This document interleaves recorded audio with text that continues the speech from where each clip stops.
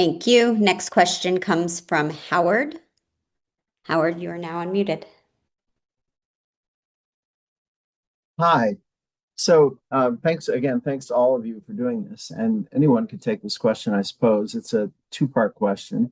The cuts that you are fighting in this funding, that money that has been held back, are also part of the funding proposal for the upcoming federal fiscal year. So in other words, even if you get this money back because it's being uh, inappropriately withheld, the Trump administration wants to make these same cuts in the next budget that they have authority over. And I'm wondering what your long-term concerns are over the programs that you're trying to protect because of this, and whether it's just a matter of time before these cuts are made and anyway. And the second question is, has, to your knowledge, has the Trump administration tried to use the rescission process that is at its disposal in these cuts?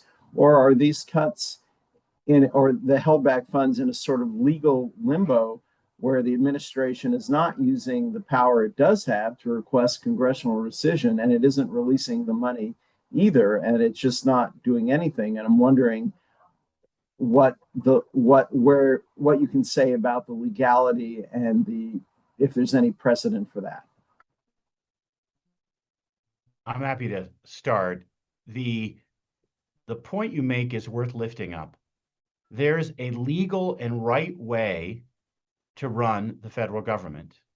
It's according to the Constitution, which means the budget gets made by Congress, who mandates and authorizes and appropriates funds for education programs and decides, in case of Colorado, that $80 million is coming our way.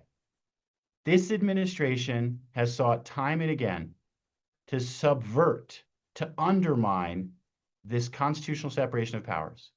If this administration wants to recommend a budget to Congress, Congress then has the legal authority to decide on the budget.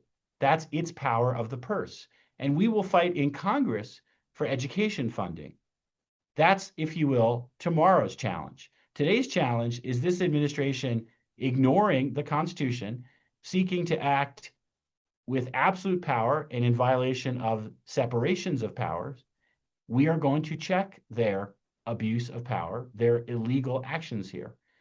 And then finally, as for what is the basis of their action, they've just claimed this, again, heretofore never seen power of review. For the first time, they're saying we're just holding up these funds that are mandated because we're going to review them to see whether or not they're appropriate. That is a direct affront to separation of powers. There's no basis for this action. It is plainly harmful. That's why we're going to court.